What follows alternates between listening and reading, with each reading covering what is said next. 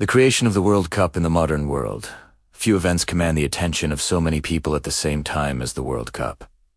Every 4 years, it draws together nations with little in common beyond a shared language of football. Its scale can make it feel inevitable, as though it has always existed. It, as, not. The World Cup was created in a specific historical moment, shaped by technological limits, political tensions, and a deliberate attempt to redefine what international sport could be. This is a story of how the World Cup came into being. Football before a global tournament by the end of the 19th century. Football had already become an international sport. Originating in Britain, the game spread rapidly through trade routes, ports, schools, and migrant communities. By the early 20th century, national football associations existed across Europe and South America. International matches were being played, but they were isolated events rather than part of a structured competition. There was no recognized world champion.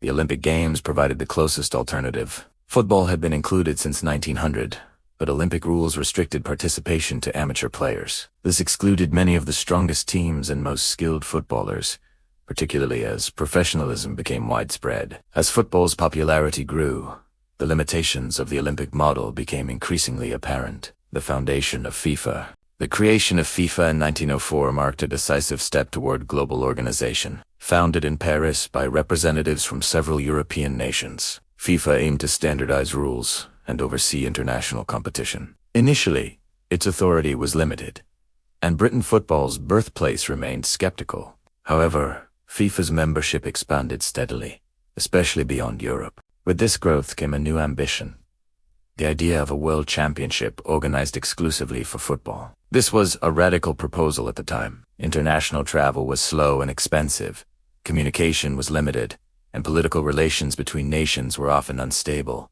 A global tournament would be risky. Jules Rimet and the World Cup project. The central figure behind the World Cup's creation was Jules Rimet. Rimet became president of FIFA in 1921, in the aftermath of the First World War. He believed that sport and football, in particular, serve as a form of peaceful international competition in a fractured world. Rimet argued that football required its own world championship, free from Olympic restrictions and open to professional players. His vision was not universally shared. Many administrators feared financial loss, organizational failure, or diplomatic embarrassment. For most of the 1920s, the proposal remained theoretical. That changed in 1928, when FIFA officially voted to establish a World Championship tournament, choosing a host, Uruguay.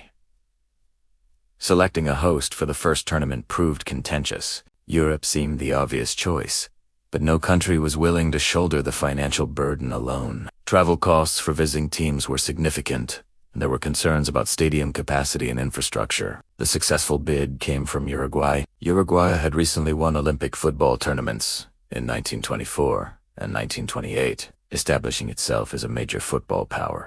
The country was also preparing to celebrate the centenary of its constitution. Crucially, Uruguay offered to pay travel and accommodation costs for participating teams, and committed to building a new stadium, the Centenario, specifically for the event. Despite these incentives, many European nations declined to take part, unwilling to commit to the long transatlantic journey. The first World Cup, 1930.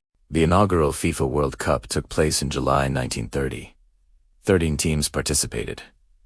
There were no qualification rounds. Teams were invited directly. Organization was improvised, and regulations were still evolving. The tournament unfolded in an atmosphere of intense national pride. Crowds filled the stadiums, and the Maquillas carried political as well as sporting significance.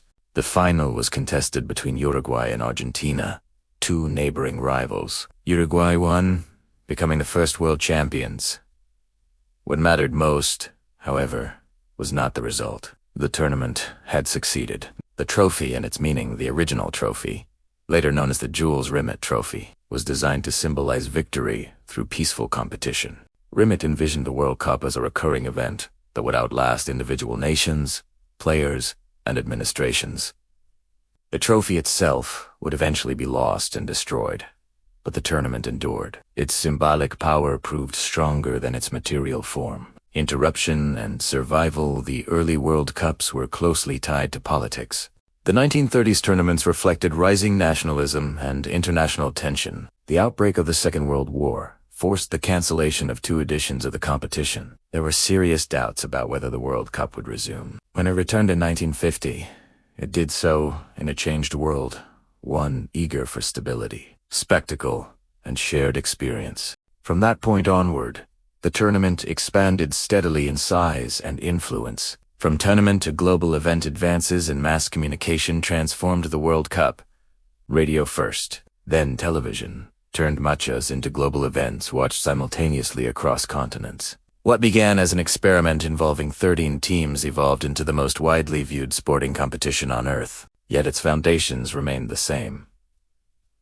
International rivalry contained within agreed rules, and competition framed as symbolic rather than military. The World Cup was not the result of inevitability, but of a deliberate choice. It was created by administrators willing to take financial and political risks, by nations prepared to cooperate, and by a belief that football could function as a global language. Each edition of the tournament continues.